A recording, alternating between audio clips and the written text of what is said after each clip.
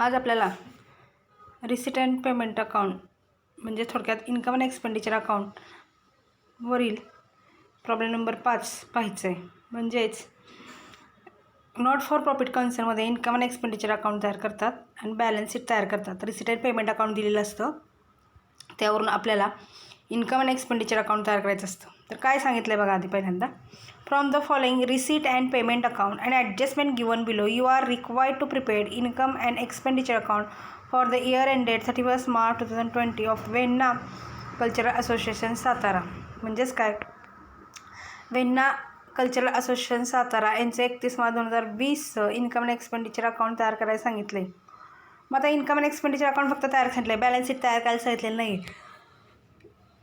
Receipt and payment account दिलेलं आहे, त्यानुसार आपल्याला काय करायचं आहे, इन्कम अँड एक्सपेंडिचर अकाउंट तयार करायचं आहे. आता इन्कम अँड एक्सपेंडिचर अकाउंट तयार करत असताना पहिल्यांदा रिसिट पेमेंट अकाउंट दिलेलं आहे. रिसिट पेमेंट अकाउंटमध्ये काय, हे चालू वर्षीचं, मागच्या वर्षीचं, पुढील वर्षीचं असं दिलेलं असतं. तर आपल्याला इन्कम अँड एक्सपेंडिचर फक्त करंट इयरचंच तयार करायचं असतं. तर याच्यामध्ये जे काय रिपेमेंट आहेत ते एक्सपेंडिचरला घ्यायचे आहेत, रिसिट आहे ते इन्कम साईडला घ्यायचे असतात, आणि ॲडजस्टमेंट असतील ते ॲडजस्टमेंटच्या टीका करून घ्यायचे असतात. इथं काय ॲडजस्टमेंट झालं बघा, outstanding rent for current year was ₹7,000. आता रेंट इकडे आहे बघा पेमेंट साईडला, इथं तर टिक करून घ्यायचे. पुढं 6% entrance fee should be capitalise. Entrance fee बघा इथं एंट्रन्स फी, त्याला टिक करून घ्या. परत तिसरे adjustment, outstanding subscription for the current year was ₹20,000. इथं आहे सबस्क्रिप्शन, या टिक करून घ्यायचे. प्रिपेड इन्शुरन्स,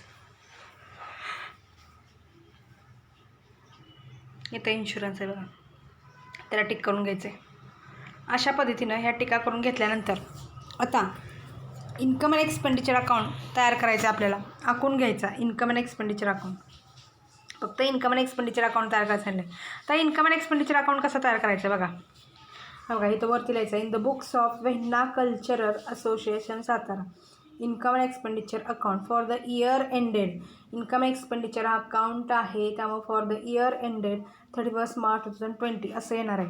तर डेबिट साईडला काय येतं एक्सपेंडिचर, क्रेडिट साईडला काय येतं इन्कम. आता एक्सपेंडिचर जे आहे ते पहिल्यांदा सोडून घ्यायचं आहे. म्हणजेच काय बघा, डेबिट साईड म्हणजे पेमेंटला आहे तेच एक्सपेंडिचरला येणार आहे. मग आता पेमेंटला काय काय, रेंट दिलं आहे. आता इथं 18-19 दिलं आहे आणि 19-20 आपल्याला कधीचं तयार काय सांगितलं, 31 मार्च 2020. म्हणजेच थोडक्यात 19-20 या वर्षातलं रेंट किती आहे, 54,300 एवढंच घ्यायचं आहे. बघा इथं घ्या, टू रेंट 54,300. आता याच्यामध्ये ॲडजस्टमेंट आहे म्हणून काय बघा, adjustment outstanding rent for current year was ₹7,000. आता आउटस्टँडिंग म्हणजे अजून देणं बाकी राहिलं आहे, म्हणून ॲड आउटस्टँडिंग 7,000 करायचं 54,300मध्ये, आउटरला लिहायचं 61,300 असं आउटरला लिहायचं. आता हे लिहिल्यानंतर दुसरा इफेक्ट कुठं दाखवायचा, आउटस्टँडिंग नेहमी कुठं दाखवतो, बॅलन्स शीटच्या लेफ्ट साईडला आउटस्टँडिंग रेंट 7,000 दाखवायचं. पण इथं बॅलन्स शीट तयार करायला सांगितली नाही असेल तर त्या ते घ्यायचं आहे. पुढं परत काय, रेंटनंतर फिक्स्ड डिपॉझिट. आता फिक्स्ड डिपॉझिट ही काय, कॅपिटल एक्सपेंडिचर आहे, ते इथं येणार नाही. आलं का बघा, नाही आलेलं नाही, इथं घ्यायचं नाही फिक्स्ड डिपॉझिट, कारण हे कॅपिटल एक्सपेंडिचर आहे, बॅलन्स शीटच्या असेटला जातं. सन्ड्री एक्सपेन्सेस, तर सन्ड्री एक्सपेन्सेस थोडक्यात काय आहे, तर खर्च आहे म्हणून तो इकडे घ्यायचा आहे. बघा सन्ड्री एक्सपेन्सेस आहे तसे घ्यायचे, त्यावर ॲडजस्टमेंट नाही. पुढं इन्शुरन्स घ्या, आहे तसेच घ्यायचं. इन्शुरन्स त्याच्यावर ॲडजस्टमेंट आहे बघा, टू इन्शुरन्स इनरला घ्या. तर काय इन्शुरन्सवर ॲडजस्टमेंट दिली आहे, प्रिपेड इन्शुरन्स. म्हणजेच प्रिपेड म्हटलं की लेस करतो, बॅलन्स शीटच्या असेटला घेतो. बघा प्रिपेड लेस करायचे आहेत 12,000, मग 1,000, 11,000 घ्या आणि बॅलन्स शीटच्या असेटला prepaid insurance. As balance sheet सांगितलेली नाही आहे, दुसरा इफेक्ट सांगते मी तुम्हाला.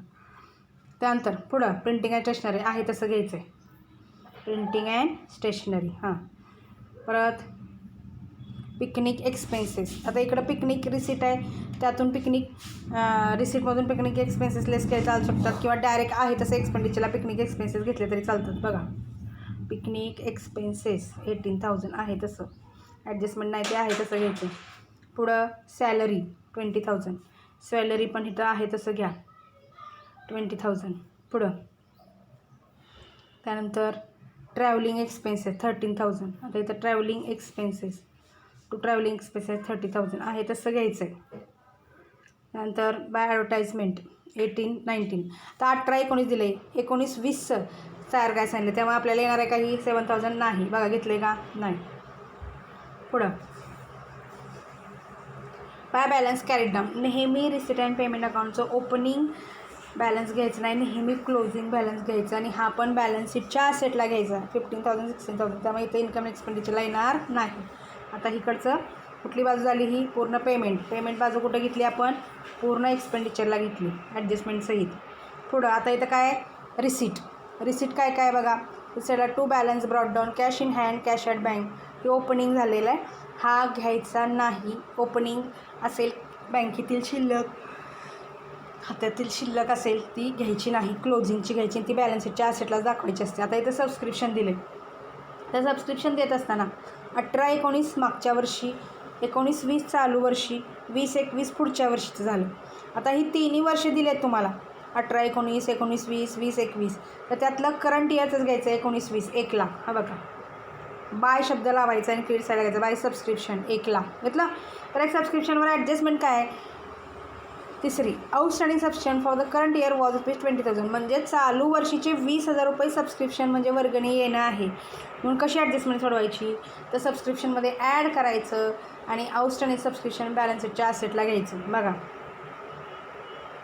इथं घ्या, बघा इथे ॲड आउटस्टँडिंग सबस्क्रिप्शन 2 लाखामध्ये 20,000, 1,20,000. आणि जर दुसरा इफेक्ट दाखवायचा तर बॅलन्सच्या असेटला आउटस्टँडिंग सबस्क्रिप्शन 20,000 दाखवायचं आहे. पुढं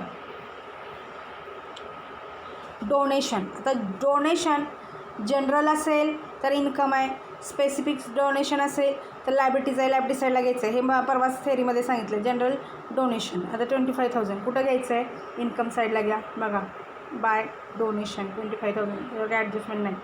पुढं एंट्रन्स फी 15,000. हे काय आहे, इन्कम आहे आणि त्याचबरोबर त्याचं ॲडजस्टमेंट आहे, इनरला घ्या. बघा इन्कम साईडला घ्यायचं आहे. By donation by entrance fee 15,000. आता काय ॲडजस्टमेंट आहे बघा, 60% entrance fee should be capitalise. म्हणजे 60% इंटरेस्ट फी कॅपिटलाइज म्हणजे करायचं, कॅपिटल फंडाला ट्रान्सफर करायचं. म्हणून इथं घ्यायचं आहे लेस 60% कॅपिटलाइज. मग 15,000 गुणिले 60 भागिले 100 करायचे. 15 सक्क 90, 9,000 आले. 9,000 लेस करायचे. 15,000मधून 9,000 गेले, 6,000 आउटरला घ्या. 9,000 हे कुठं बॅलन्स शीटच्या लायबिलिटी साईडला कॅपिटल फंडामध्ये ॲड एंट्रन्स फी 60% असं लिहायचं कॅपिटलाइज. असे दुसरे इफेक्ट दाखवतो त्याचा. पुढं इंटरेस्ट ऑन फिक्स्ड डिपॉझिट. आता इंटरेस्ट मिळाला, इन्कम आहे घ्या. इकडं इंटरेस्ट ऑन फिक्स्ड डिपॉझिट 4,800. आणि शेवटी काय आहे, पिकनिक रिसिट इन्कमाचा आहे तसं घ्या. By picnic receipt 20,000. तर सगळं सोडवलेलं आहे तसं उचलून इकडे ठेवायचं आहे. फक्त तुम्हाला रिसिट अँड पेमेंट अकाउंट म्हटलं मागच्या वर्षीचं पुढच्या वर्षीचं ते घ्यायचं नाही.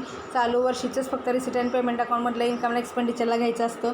आणि शिवाय जर तेही मागच्या वर्षी दिले पण चालू वर्षी तर ते घ्यायचं आहे.